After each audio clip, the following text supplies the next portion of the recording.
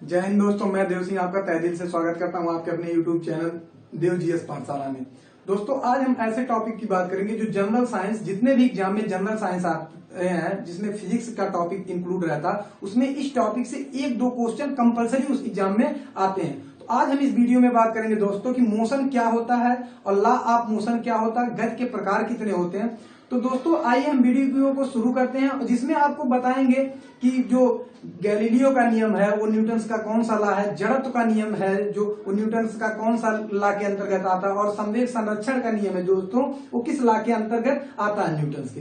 तो वीडियो आप शुरू से लास्ट तक देखिए, उसमें हम आपको बताएंगे कि जो बंदूक से निकलती है गोली कितने वेलोसिटी से गई और फिर उसी के वेग के हिसाब से वो आपको उसका बंदूक का झटका आपके हाथ पे आता है। तो बहुत सारे एग्जाम्पल के तौर पे हम इस वीडियो में आपको न्यूटन के लॉ को समझाएंगे। तो आइए हम पहले बताते हैं मोशन क्या होता है। तो मोशन को जानने के लिए दोस्तों पहले हमको स्टेट की जरूरत पड़ती है, अवस्था को जानना। अवस्था दोस्तों दो होता है, एक हो गया फिजिक्स में हम दो अवस्था की बात करते हैं, एक हो गया फिक्स कंडीशन जिसको कहते हैं स्टेशनरी अवस्था, एक होता है मोशन अवस्था। अब पहले जानिए स्टेशनरी अवस्था क्या होता है, फिक्स अवस्था क्या होता है। जो अवस्था स्टेशनरी अवस्था उसे कहते हैं जो एक स्थान पे फिक्स रहे, कोई ऑब्जेक्ट एक स्थान पे फिक्स है अपने स्टेशनरी कंडीशन पे वो है। मान लीजिए कि आपका घर जो है आज यहाँ बना तो वहीं पे वो 6 साल बाद भी रहेगा और 3 साल बाद भी वहीं रहेगा। तो ये आपका हो गया स्टेशनरी कंडीशन। आपका अगर मान लीजिए आपके घर के सामने कोई पेड़ लगा हुआ है, अगर आपके बाबा ने लगाया तो आज भी वो पेड़ यहीं पे है, ना कि वो पेड़ आपके घर से आपके खेत में शिफ्ट हो गया। तो ये होता है दोस्तों स्टेशनरी कंडीशन। जैसे आपका कॉलेज जहां बन गया वो वहीं फिक्स है, ये हो गया स्टेशनरी कंडीशन। अब जो गति कंडीशन होता है, जो गति अवस्था होती है, उसको जानने के लिए हम आपको बताएं गति क्या होता है। मान लीजिए ये आपका घर है और ये आपका कॉलेज है। आपके घर से आपके कॉलेज के बीच का डिस्टेंस 8 किलोमीटर है। दो रेफरेंस पॉइंट में ले रहा हूं दोस्तों, एक कॉलेज और एक घर। तो जो गति होता है हमारा दोस्तों, दो रेफरेंस पॉइंट, किसी रेफरेंस पॉइंट और किसी टाइम के जो चेंज होता है उसी को हम मोशन कहते हैं। यहाँ पर हमने लिखा भी है, कोई ऑब्जेक्ट तभी मोशन अवस्था में कहलाएगी जब उसकी पोजीशन रेफरेंस पॉइंट और टाइम के साथ चेंज हो। तो रेफरेंस पॉइंट और टाइम के साथ चेंज हो। अब रेफरेंस पॉइंट ये आपका घर, दूसरा रेफरेंस पॉइंट आपका कॉलेज। आपके घर से आपके कॉलेज का डिस्टेंस जो दोस्तों 8 किलोमीटर है। अब हम 8 किलोमीटर ट्रेवल करेंगे तो 8 किलोमीटर ट्रेवल करने में हमको कुछ समय लगेगा ना। तो क्या रहा है कि मोशन वो गति वो अवस्था होती है जिसमें किसी रेफरेंस पॉइंट से हम किसी ऑब्जेक्ट का ट्रेवल डिस्टेंस करते हैं किसी टाइम के रिस्पेक्ट में, तो वो आपका होता है मोशन। मोशन यही होता है कि किसी रेफरेंस पॉइंट में और टाइम का चेंज होना ही मोशन कहलाता है। कि मतलब हम यहां से गए, अगर 8 किलोमीटर घर से कॉलेज गए उसमें कुछ टाइम लगेगा ना, और एक स्थान से ए से बी गए उसमें जो गति किया ये हुआ हमारा रेफरेंस पॉइंट के हिसाब से गति। अब हम बात करते हैं दोस्तों जो गति के नियम है, बेसिकली गति के कितने नियम होते हैं। तो सर आइजैक न्यूटन ने गति के 3 नियम को बताया है, first law of motion, second law of motion और थर्ड लॉ ऑफ मोशन। अब फर्स्ट लॉ क्या कहता है, इसी को कहते हैं दोस्तों लॉ ऑफ मोशन कहिए या न्यूटन लॉ ऑफ मोशन, गति का नियम या न्यूटन के गति का नियम। तो न्यूटन के गति का नियम जो पहला नियम कहता है दोस्तों, कहता है कि कोई वस्तु अपने स्थिति परिवर्तन का विरोध करती है। अब स्थिति परिवर्तन का विरोध करने का मतलब क्या, एक कंडीशन से दूसरे कंडीशन पे जाने में अगर हम यहाँ कोई बॉडी है ए पे और उसको बी में शिफ्ट करते हैं तो वो विरोध करती है।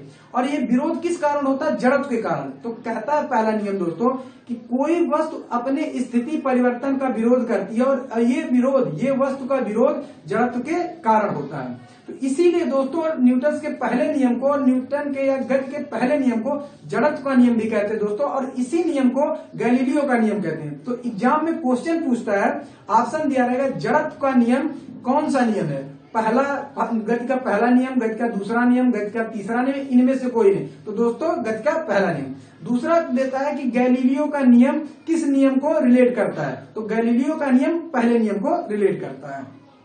अब इसमें एक वर्ड आ रहा है पहले नियम में कि ये गति परिवर्तन अपनी स्थिति परिवर्तन का विरोध करता है और विरोध जड़त्व के कारण। अब इसमें जड़त्व मतलब इनर्शिया का बात कर रहा है दोस्तों। इनर्शिया जो हमारा होता है वो मास पे डिपेंड करता है। किसी ऑब्जेक्ट का मास जितना ज्यादा रहेगा उसमें इनर्शिया का मान उतना ज्यादा। अगर मास किसी ऑब्जेक्ट का 80 kg है दोस्तों तो उसमें जो हमारा इनर्शिया होगा वो बहुत ज्यादा होगा। अगर किसी ऑब्जेक्ट का वेट मास जो है 20 kg है तो उसमें इनर्शिया का मान कम होगा। अब हम बात करते हैं दोस्तों, मान लो कोई ऑब्जेक्ट ए को हम बी पे शिफ्ट कर रहे हैं, जबकि उसका वेट जो है, उसका मास जो है दोस्तों 80 केजी है, तो उसको यहाँ शिफ्ट करने में इनर्शिया हमारा ज्यादा लगेगा और उसको शिफ्ट करने में प्रॉब्लम होगी, तो हमको क्या होगा, इनर्शिया का ज्यादा प्रभाव पड़ेगा। अब अगर दूसरा चीज देखते हैं कि अगर कोई मनुष्य, उसका वेट 100 केजी है दोस्तों और किसी एक बच्चे का वेट 20 केजी है, तो जो 100 केजी वाला मनुष्य होगा उसको उठाने में ज्यादा प्रॉब्लम होगी, क्योंकि उसमें इनर्शिया का मान ज्यादा है, उसको अपनी तरफ खींच के रखेगा। और जो 20 केजी वाला बच्चा है उसमें इनर्शिया का मान कम, उसको उठाने में आसानी होगी। तभी देखते हैं कि अब ये रियलिटी की बात है, अगर कभी कभी मूवी में देखते हैं कि एक हीरो दूसरे विलन को पकड़ के उठा देता है कैसे, क्योंकि उसका वेट कम है। इनर्शिया, मूवी की बात अलग छोड़िए, उसमें तो सब टेक्नोलॉजी का खेल है, लेकिन इनर्शिया के कारण अगर मास कम तो इनर्शिया कम, तो उसको आप उठा सकते हैं। तो ये हो गया इनर्शिया, आपने जाना। अब बेसिकली इनर्शिया दोस्तों 3 टाइप का होता है। पहला इनर्शिया जो होता है दोस्तों स्थिर अवस्था का, दूसरा होता है गतिशील अवस्था, तीसरा होता है इनर्शिया दिशा का जो होता है जड़त्व।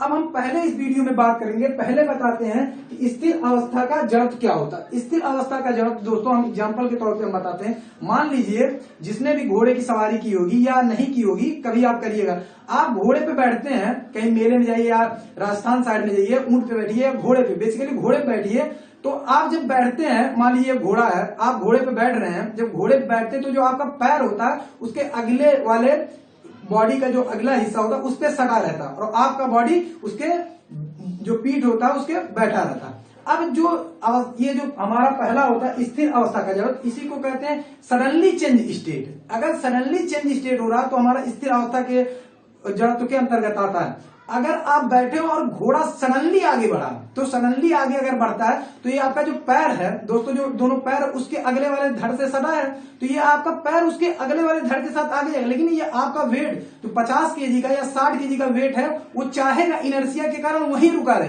तो देखते हैं दोस्तों, जब घोड़ा तेज आगे बढ़ता है तो आप पीछे की तरफ झुक जाते हैं और कभी कभी ऐसा होता है इंसान पीछे की तरफ गिर जाता है अगर सडनली ज्यादा स्पीड में वो बढ़ रहा है। तो ये होता है दोस्तों पहला हमारा जो होता है स्थिर अवस्था का जड़त्व। इसमें एग्जांपल आप लिख सकते हैं, घोड़े का सडनली आगे बढ़ना, जिसपे मनुष्य सवार हो वो पीछे की तरफ गिर जाता है।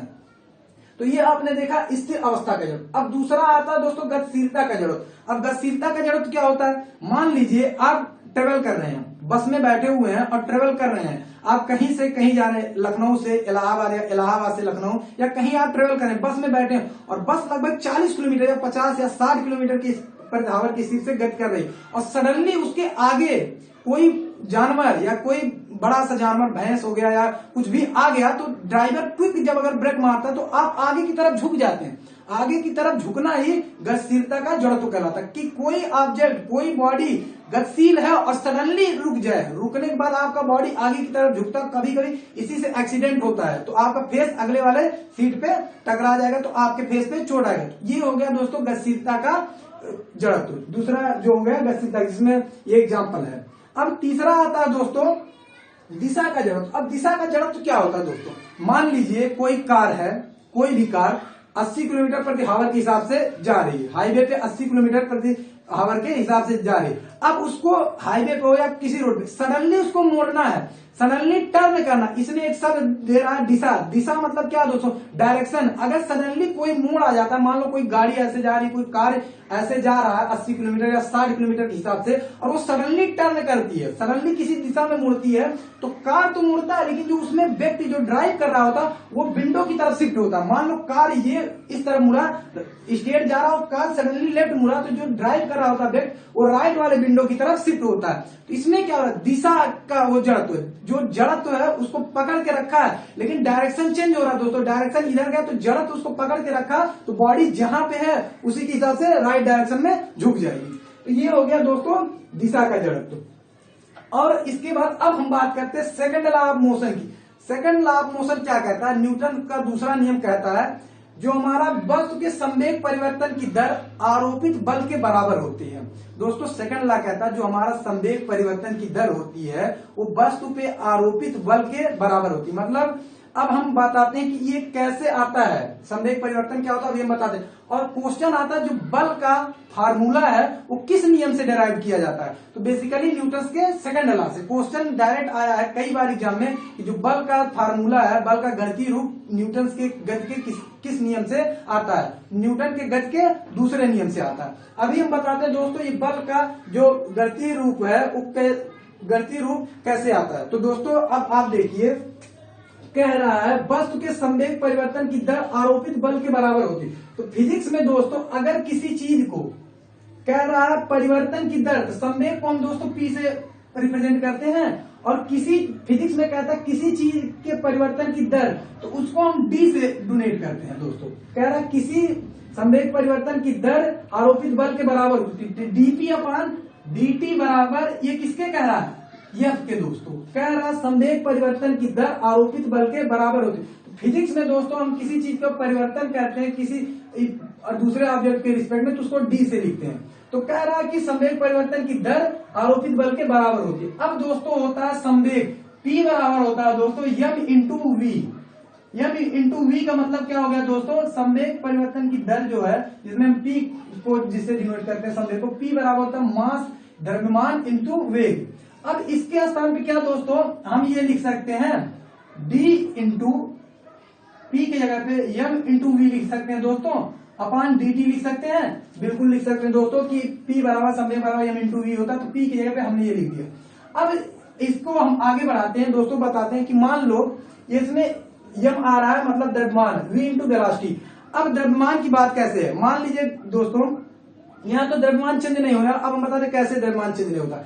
अगर कोई गाड़ी 40 की स्पीड से जा रही है, आप उसमें बैठे हैं, और कोई बस है 60 की स्पीड से, कोई गाड़ी आप जा रही है, तो उसमें वो स्पीड का चेंज हो सकता है। वो गाड़ी 60 पे जा रही है, 40 पे हो सकता है, 50 पे जा रही है, 30 पे आ सकती है, लेकिन क्या आपका द्रव्यमान बदल जाएगा? बिल्कुल नहीं बदलेगा। कि आप उसमें जब एंट्री किए थे 60 केजी थे और जब उतर रहे हैं 40 केजी का है, ऐसा तो कभी होता नहीं है। तो दोस्तों इसमें क्या डी का मतलब है जो चेंज हुआ चीज है, परिवर्तित हो रहा है, लेकिन यम इसमें परिवर्तित नहीं होगा। तो हम जब इसको बाहर करेंगे तो दोस्तों M into dv upon dt होगा। दोस्तों क्या ये चीज होगा? बिल्कुल होगा दोस्तों, m into dv upon dt, क्योंकि जो हमारा द्रव्यमान है वो तो चेंज नहीं होगा। वेलोसिटी चेंज हो सकती है लेकिन द्रव्यमान चेंज नहीं होता। अब दोस्तों इसी डीवी अपॉन dt को मैंने पहले वीडियो में बताया है कि त्वरण जो होता है वेग परिवर्तन की दर, फ्लक्चुएशन ऑफ वेलोसिटी को ही एक्सीलरेशन कहते हैं। Fluctuation of velocity is called acceleration. वेग परिवर्तन की दर को ही दोस्तों त्वरण कहते हैं। और त्वरण को दोस्तों स्मॉल a से रिप्रेजेंट किया जाता है। त्वरण को स्मॉल a से रिप्रेजेंट किया जाता है दोस्तों। ये क्या हो जाएगा? m इंटू ए हो जाएगा दोस्तों, F बराबर m इंटू ए हो जाएगा। यही दोस्तों होता है फोर्स बराबर द्रव्यमान इंटू त्वरण। अब दोस्तों हमने बताया, देखिए जो कहता है ना कि बल का जो गणितीय रूप है कैसे परिभाषित किया जाता है, ये है दोस्तों बल का गणितीय रूप इस तरह परिभाषित। अब दोस्तों अगर हम इसकी बात करें, एक होता है एसआई मात्रक इसका न्यूटन, और एक मात्रक और होता है। अगर हम दूसरे मात्रक की बात करें बल का, वो क्या होता है? तो दोस्तों जान लीजिए आप, यम जो है द्रव्यमान को किलोग्राम से कहते हैं, द्रव्यमान का जो मात्रक किलोग्राम हो गया, और एक्सीलरेशन त्वरण को कहते हैं मीटर पर सेकंड स्क्वायर। दोस्तों ये इसका दूसरा मात्रक कभी कभी देता है एग्जाम में, बल का मात्रक बताइए, तो न्यूटन छोड़ के ऐसे एग्जाम्पल लिखे हैं kilogram second centimetre square kilogram करके, तो ये आप ध्यान देंगे। अब अगर हम इस फार्मूले से कहें दोस्तों आप बीमा बता दीजिए बल का, तो बीमा बता पाएंगे? बताते हैं हम कैसे दोस्तों इसका बल का बीमा निकालते हैं। दोस्तों किलोग्राम को हम जो द्रव्यमान हो गया, मास हो गया, उसको हम यम से रिप्रेजेंट करते हैं, तो यम पे 1 हो गया, और जो मीटर हो गया उसको यल, लेंथ को हम यल से रिप्रेजेंट करते हैं, तो यल पे एन हो गया। और कोई चीज अगर बटे में होती है तो ऊपर जाती है वो माइनस पे हो जाती है, तो ये सेकंड जो है माइनस सेकंड स्क्वायर है, बटे में है, तो टी से हम टाइम को डिनोट करते हैं। तो टी पे अगर कोई चीज नीचे है या मीटर पर सेकंड होता है तो टी पे -1 होता है, लेकिन ये स्क्वायर के फॉर्म में तो ये हो जाएगा टी पे 2। दोस्तों ये होता है आपका बल का बीमा। तो दोस्तों जो सेकंड लॉ कह रहा है, सेकंड लॉ कहता है बल का जो गणितीय रूप है इसको परिभाषित करता है। तो दोस्तों मैंने आपको डिराइव करके बताया बल का गणितीय रूप कैसे आता है। अब ये तो हो गया दोस्तों जो कह रहा। अब हम एग्जाम्पल आपको बता रहे हैं, और एक चीज और यही आपको बता देते हैं। अगर ये दोस्तों कह रहा है यहाँ F बराबर m into dv upon dt, तो क्या हम दोस्तों इसको ऐसे भी लिख सकते हैं? क्या दोस्तों हम इसको ये लिख सकते हैं F बराबर 1/t, क्या दोस्तों हम ऐसे लिख सकते हैं? बिल्कुल लिख सकते हैं दोस्तों, क्योंकि जो ये हमारा है इसके व्युत्क्रमानुपाती, तो यह व्युत्क्रमानुपाती 1/t के, ये हम लिख सकते हैं, बिल्कुल लिख सकते हैं दोस्तों। तो अब क्या हो गया, हम थोड़ा इसको आप स्क्रीनशॉट लेना चाहते हैं तो ले लीजिए, क्योंकि हम इसको इरेज करने जा रहे हैं दोस्तों।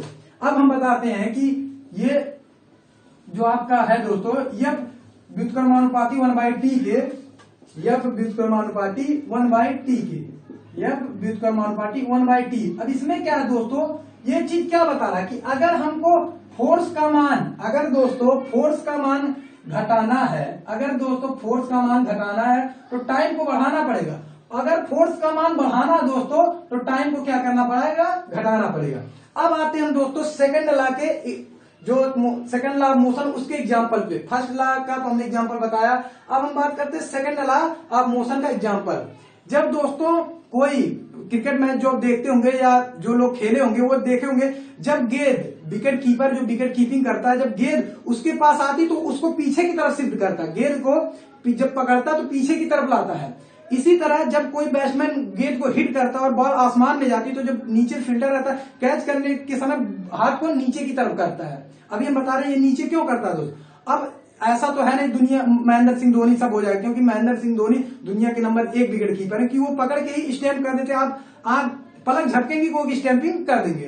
तो ये हो गया दूसरा एग्जांपल। बचपन में जब रहते थे दोस्तों, हम लोग छोटे क्लास में जब पढ़ते थे तो मार साहब हमको हाथ पे जब मारते थे डंडे से, तो हम क्या करते थे, हाथ को नीचे ऊपर करते रहते थे। क्या करते थे, अगर यहां ही रखते हैं दोस्तों, जब मार साहब मारते तो बहुत तेज चोट लगती, लेकिन नीचे करते तो चोट कम लगता था। इसमें हो क्या रहा दोस्तों, यही चीज, अगर हम टाइम को बढ़ा रहे हैं तो फोर्स का मान कम लग रहा है, टाइम बढ़ा फोर्स कम, अगर टाइम घटाएंगे तो फोर्स बढ़ेगा, अगर आप टाइम को बढ़ा देंगे तो फोर्स कम लगेगा। तो सेम चीज यही होता है दोस्तों, अगर जब गेंद पीछे कीपर के पास आ रही है, अगर बॉलर बॉलिंग कर रहा है, अगर गेंद कीपर के पास आ रही, अगर वो सडनली यहां हाथ करके खड़ा रहेगा तो उसके हाथ पे ज्यादा चोट लगेगी। वो क्या कहता है दोस्तों, टाइम ड्यूरेशन को बढ़ा देता, और टाइम ड्यूरेशन बढ़ेगा तो जो होगा फोर्स का मान कम हो जाएगा। ऐसे ही सेम दूसरा चीज, जब वो कैच करने के लिए पकड़ता गेंद तो यहां ना करके उसको हाथ को नीचे करता दोस्तों, तो टाइम ड्यूरेशन बढ़ जाता और आराम से गेंद को पकड़ लेता।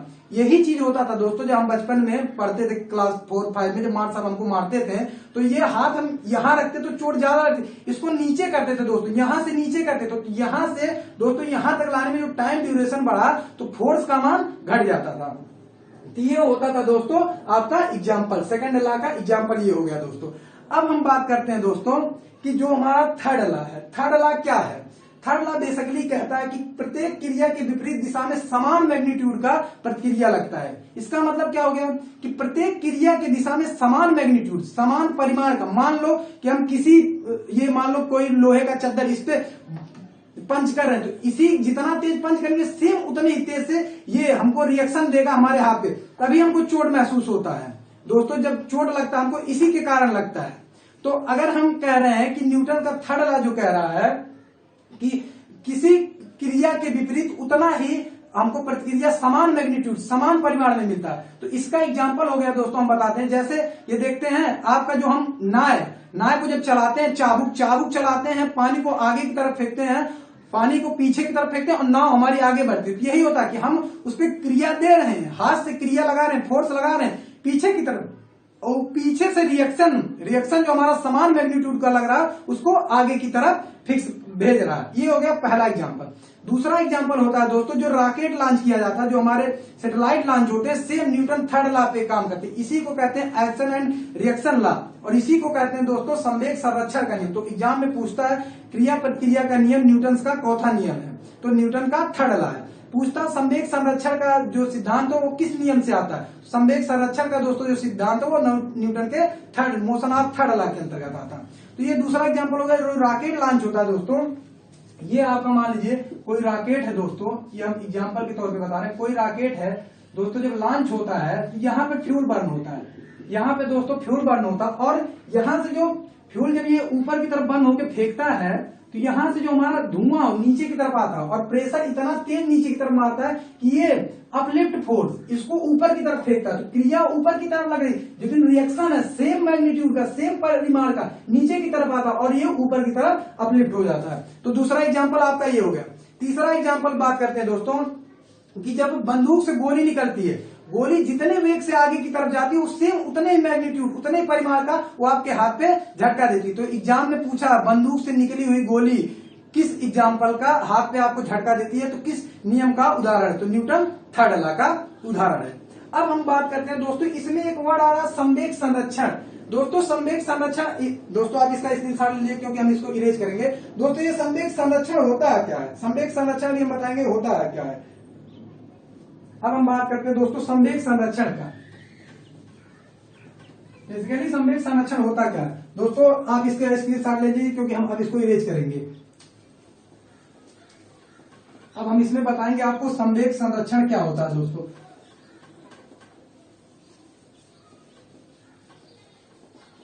अब हम बात करते हैं दोस्तों संवेग संरक्षण की, कंजर्वेशन ऑफ मोमेंटम। संवेग संरक्षण कहता है दोस्तों घटना से पूर्व कुल संवेग, मतलब घटना से पूर्व कुल संवेग बराबर होता है घटना के बाद कुल संवेग की, घटना के बाद कुल संवेग। ये कहता हमारा दोस्तों संवेग संरक्षण। कहता है घटना से पहले कि जितना मोमेंटम किसी घटना को है, जैसे ये दोस्तों बंदूक से गोली निकल रही है तो ये पहली घटना, और जो पीछे ऑब्जेक्ट आ रहा है, जो पीछे हमारे हाथ पे झटका लग रहा है, ये घटना के पूर्व है कि मतलब जितने मैग्नीट्यूड से वो आगे गया उतने ही परिमाण का वो हमारा रिएक्शन देता। तो यही कहता संवेग संरक्षण, घटना से पूर्व कुल संवेग, घटना के बाद संवेग। आपको हमने पहले वीडियो में बताया है कि संवेग ऊर्जा के ऊर्जा संरक्षण का सिद्धांत क्या होता है। ऊर्जा का संरक्षण सिद्धांत यही होता है कि दोस्तों हम जितना एनर्जी खर्च करें दूसरी तरफ से हमको उतना मिल जाए, मतलब हमारी जो कांस्टेंट एनर्जी है वो संरक्षित रहे। तो यही तो हो रहा है संवेग संरक्षण, घटना से पूर्व जितना संवेग है उतना घटना के बाद संवेग, तो दोनों संवेग तो बराबर हो गए। अब दोस्तों हम इसको बताते हैं कि जब इसका न्यूमेरिकल आता है कैसे आता है। तो मान लो दोस्तों ये है एक बंदूक, दोस्तों ये एक बंदूक है, ये इसका ट्रिगर है यहां, और ये दूसरी बंदूक है दोस्तों,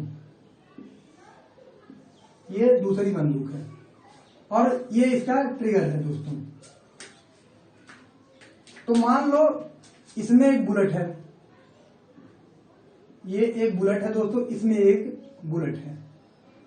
अब जो बंदूक का जो द्रव्यमान है, इसका गन का, तो गन को हम जी से लिखते हैं mg है, और बुलेट का जो है वो bg है। बुलेट का जो मास है ये सॉरी, तो इसका mb है, जो इसका द्रव्यमान है बुलेट का mb है। अब दोस्तों सेम चीज, यहाँ जो गन का द्रव्यमान है वो mg है और बुलेट का जो है mb है। अब ये बुलेट आगे की तरफ जा रही है, रिएक्शन फोर्स पीछे की तरफ रखा है। ये बोल्ट जो हमारा है बुलेट वो आगे की तरफ रिएक्शन, ये क्रिया हो रही है और पीछे की तरफ रिएक्शन हो रहा है। तो ये जो हमारा बुलेट का जो वेलोसिटी है, जो बुलेट की हम बात करते हैं वेलोसिटी की, तो ये एक तरफ vg होगा, एक तरफ vb होगा। अब ये जो हमारा इधर जा रहा है बुलेट, इसको हम वेलोसिटी vb कहेंगे क्योंकि बुलेट जा रहा है, और जो हमारा गन है पीछे की तरफ धक्का दे रहा है, इसको हम क्या कहेंगे, गन का वेलोसिटी vg।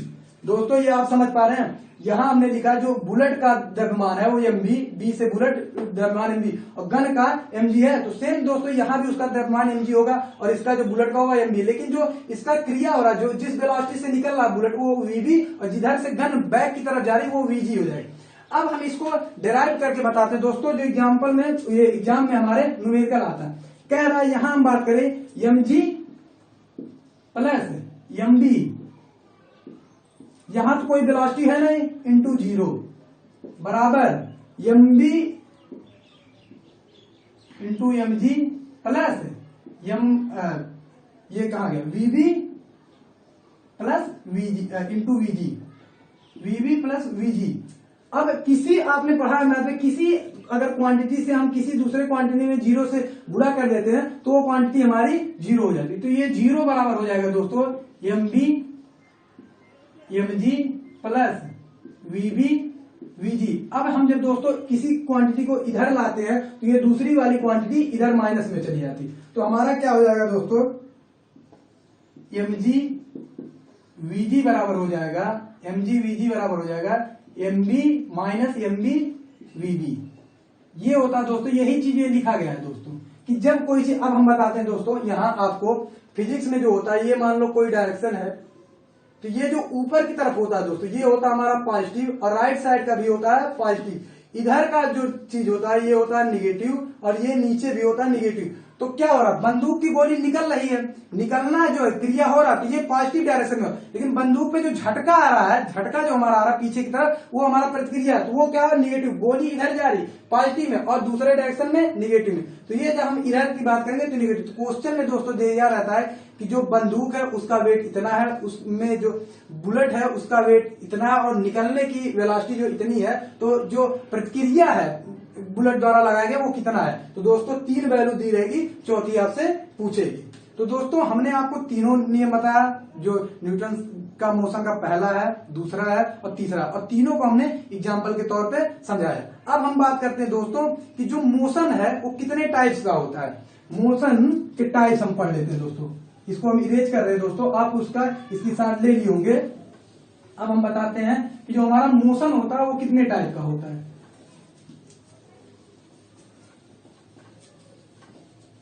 अब हम बात कर रहे हैं दोस्तों मोशन, टाइप ऑफ मोशन की। टाइप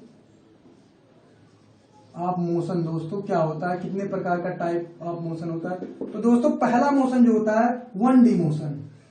1D का मतलब 1 डायरेक्शनल मोशन, 1 डायरेक्शनल। दूसरा होता है 2D मोशन। अभी हम सबको बताएंगे दोस्तों 1D मोशन क्या होता है, 2D मोशन। 3D मोशन होता है दोस्तों 3D मोशन, और उसके बाद होता है दोस्तों पीरियोडिक मोशन। पीरियोडिक मोशन अभी हम सबको दोस्तों बताएंगे क्या क्या होता है। पीरियोडिक मोशन को कहते हैं आवर्त गति, आवर्त गति। और एक होता है simple harmonic motion, simple harmonic motion, simple harmonic. इसी को कहते हैं सरल आवर्त गति, इसको दोस्तों हम कहते हैं सरल आवर्त गति। इसमें इसी को हम दोस्तों शॉर्ट फॉर्म में SHM कहते हैं। अब दोस्तों हम बात करते हैं एक एक करके कि ये हमारा जो 1D मोशन होता है क्या होता है। हम इसकी पहले बात करते हैं 1D मोशन क्या होता है। 1D मोशन का दोस्तों क्या है कि कोई भी इंसेक्ट या कोई भी कीट किसी एक डायरेक्शन में गति कर रहा है, एक डायरेक्शन में फिक्स रूट पे, तो हमारा 1D मोशन। मान लो हम यहाँ एक वायर को फिक्स कर दें और एक यहाँ, ये एक रस्सी है, दोनों तरफ दोस्तों फिक्स है, ये एक रस्सी है, ये दोनों तरफ फिक्स है, और इस पे कोई इंसेक्ट अगर मोशन कर रहा है दोस्तों, ये यहां से यहाँ गया, कोई इंसेक्ट इस पे या कोई कीट है या कोई चींटी है यहां से यहाँ मोशन कर रही, मतलब क्या है दोस्तों, यहां से यहाँ गई, तो ये फिक्स रूट पे जा रही। अगर वो कोई भी डायरेक्शन, कोई भी ऑब्जेक्ट एक फिक्स रूट पे डिस्टेंस कर रहा है या ट्रेवलिंग कर रहा है, कोई एक फिक्स रूट उसको दिया गया, उस पे मोशन कर रहा है, ये होता है दोस्तों 1D मोशन। इसको कहते हैं दोस्तों 1D मोशन। ये हो गया मतलब फिक्स रूट, एक ही दिशा में उसको जाना है, तो ये हो गया 1D मोशन। अब दूसरा हम बात करते हैं 2D मोशन की। मान लीजिए ये कोई फ्लोर है, कोई फर्श है दोस्तों, ये कोई फर्श है।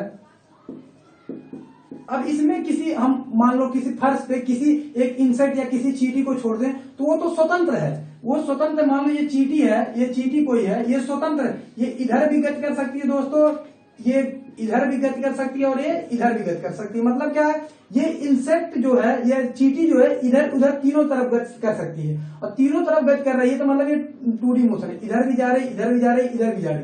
तो ये दोस्तों होता है हमारा 2D मोशन। अब हम आप लोगों को बता रहे हैं कि ये मोशन का जो डायरेक्शन होता है 3 तरह होता है। ये इसको कहते हैं X डायरेक्शन, इसको कहते हैं Y डायरेक्शन, इसको कहते हैं Z डायरेक्शन। ये दोस्तों हमारा डायरेक्शन हम जो आपको बता दें, ये आपका जो डायरेक्शन होता है बेसिकली 3 टाइप का होता है। ये हो गया, ये हो गया, ये होता है दोस्तों X डायरेक्शन, ये होता है Y डायरेक्शन, ये होता है Z डायरेक्शन। यही है दोस्तों आपका जो डायरेक्शन है, ये है। ऊपर अंगूठा जो है X डायरेक्शन को दिखा रहा है, ये उंगली वो Y डायरेक्शन, और ये पीछे वाली मिडिल वाली उंगली Z डायरेक्शन को। तो जो अगर चींटी है इधर गई इधर गई, ये क्या कर रही है 2D मोशन। लेकिन ये अगर चींटी या इंसेक्ट एक डायरेक्शन में किसी भी ऑब्जेक्ट को हम फिक्स रूट पे अगर सीधा उसको ट्रेवल कराते हैं, तो वो 1D मोशन था। अब 3D मोशन जो है हमारा त्रिविमीय गति जो होता है, आपको हम एक एग्जांपल बताते हैं जो आप लोगों ने देखा भी होगा। जो हमारा लड़ाकू विमान होता है दोस्तों वो 3D मोशन करता है, प्लेन भी करता है, लेकिन लड़ाकू विमान आप देखेंगे तो 100% और हमेशा करता है। जब आप देखते होंगे लड़ाकू विमान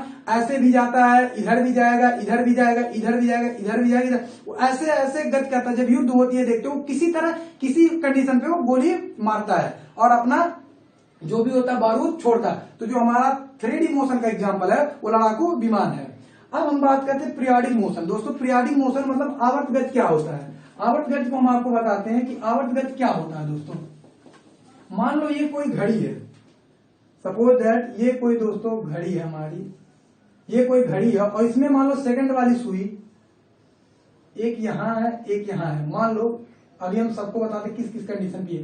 मान लो ये 12 बजे की बात कर रहा है, एट 12, ये 3 बजे की, ये 7 बजे। तो सेकंड की सुई क्या है दोस्तों, ये 60 सेकंड बाद ये जब चलेगी ट्रेवल करेगी दोस्तों, ये पूरा साइकिल पूरा करेगी ट्रेवल 60 सेकंड बाद, 60 सेकंड बाद ये फिर 12 पे पहुंचेगी दोस्तों। तो यहां से चलेगी क्लॉकवाइज, फिर 60 सेकंड बाद यही पहुंचेगी। चाहे वो सुई 3 से स्टार्ट करे, अगर 3 से भी स्टार्ट करेगी तो 60 सेकंड बाद दोस्तों यही आएगी। तो आवर्त गति का मतलब क्या होगा, किसी हम फिक्स पॉइंट से गति एक सर्कुलर मोशन में गति स्टार्ट करें और फिर उसी पोजीशन पे पहुंच जाए तो ये होता हमारा आवर्त गति। मतलब क्या, हम एक स्थान से गति मतलब मोशन स्टार्ट करें, घूम के फिर उसी स्थान पे आ जाए तो ये होता हमारा दोस्तों सर्कुलर मोशन, मतलब पीरियोडिक मोशन। इसी को कहते हैं आवर्त गति। एक जगह से स्टार्ट किया और यहीं पे हम फिर आ गए तो ये हो गया हमारा पीरियोडिक मोशन, आवर्त गति। 12 से स्टार्ट करें फिर 60 सेकंड बाद यही आ जाएगा। 3 से अगर हम स्टार्ट करें 3 PM से तो 60 सेकंड बाद यहाँ आ जाए। ये दोस्तों होता हमारा आवर्त गति। अब हम बात करते हैं दोस्तों SHM की, सिंपल हार्मोनिक मोशन क्या होता है दोस्तों। तो हम बताते हैं आपको सिंपल सरल आवर्त गति क्या होता है। आप देखते होंगे दोस्तों पेंडुलम वाली वॉच जो देखते होंगे या पेंडुलम आपने कहीं देखा होगा। ये मान लो आपका ये आपकी पेंडुलम है।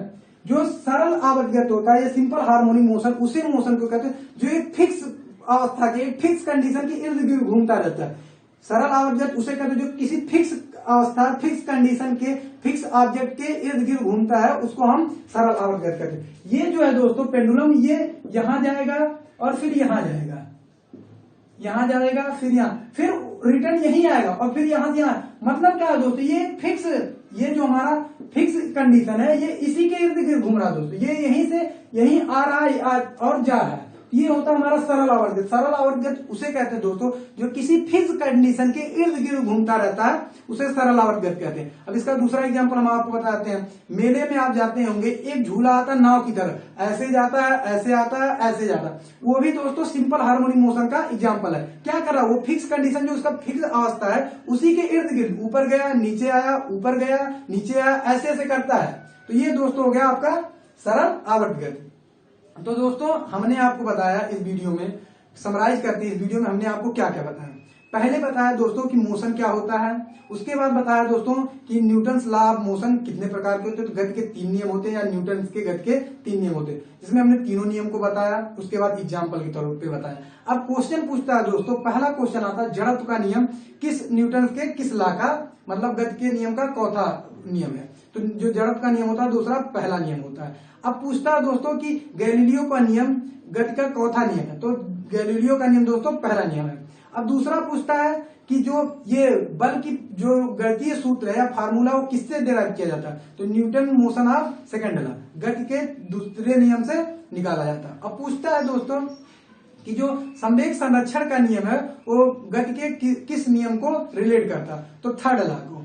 पूछता है क्रिया प्रतिक्रिया का नियम कौन सा नियम है। तो गति का तीसरा नियम है।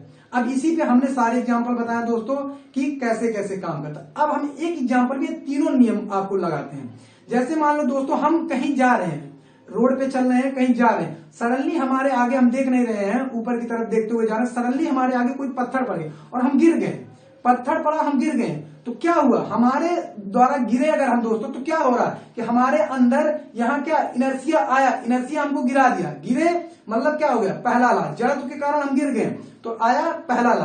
अब गिरने पे दोस्तों हमको कितना चोट आया, गिरने पे चोट गिरेंगे जितना वेट, जितने वेलोसिटी से आप गिरेंगे, जितने क्रिया से आप गिरेंगे, रिएक्शन आपको उतना तेज लगेगा। तो इसमें थर्ड आ गया, आप गिरे आपको चोट लगा, जितने वेग से आप गिरेंगे सेम उतना तेज से आपको रिएक्शन आएगा। तो ये तो हो गया आपका थर्ड लॉ कि क्रिया प्रतिक्रिया का नियम। अब उसके बाद अगर आप सड़क पे गिरते हैं तो जितने तेज आप गिरेंगे चोट का एहसास आपको उतना होगा, लेकिन अगर आप मिट्टी पे गिरेंगे तो आपको चोट थोड़ा कम एहसास होगा और कम लगेगा। इसमें आ गया सेकंड लॉ। मिट्टी पे गिरने पे क्या होगा दोस्तों, मिट्टी थोड़ा धसेगी और धसने पे क्या होगा, टाइम ड्यूरेशन बढ़ेगा विद रिस्पेक्ट टू सड़क वाली, पक्की वाली सड़क के। पक्की वाली सड़क पे गिरेंगे तो वो धसेगा नहीं, आपको उतना चोट लगेगा। अगर आप मिट्टी वाली सड़क पे गिरते हैं तो वो धसेगा तो टाइम ड्यूरेशन बढ़ेगा, तो आपको चोट कम लगेगा। तो ये हो गया दोस्तों सेकंड लॉ। तो दोस्तों हमने आपको ये पूरा बताया। उसके बाद हमने बताया संवेग संरक्षण क्या होता है, जिसको हमने डेराइव भी किया, कैसे निकाला जाता है और कैसे उस पर न्यूमेरिकल आते हैं। उसके बाद हमने दोस्तों आपको बताया टाइप ऑफ मोशन के बारे में, कितने प्रकार का होता है और कैसे कैसे होता है, जिसमें एग्जाम्पल भी बताया। तो दोस्तों आई होप ये वीडियो आपको पसंद आई हो, और अगर पसंद आए हो तो ज्यादा से ज्यादा लाइक करें दोस्तों, जितना हो सके शेयर करें और कमेंट करना बिल्कुल ना भूलो। और अगर अभी हमारे चैनल पे नए हो तो बिल्कुल हमारे चैनल को सब्सक्राइब कर लें, आपको एकदम अच्छी से अच्छी वीडियो आपको प्रोवाइड की जाएगी। तो दोस्तों मिलते हैं नेक्स्ट वीडियो में, और प्लीज हमारे चैनल को सब्सक्राइब जरूर कर लें। दोस्तों मिलते हैं नेक्स्ट वीडियो में। जय हिंद दोस्तों।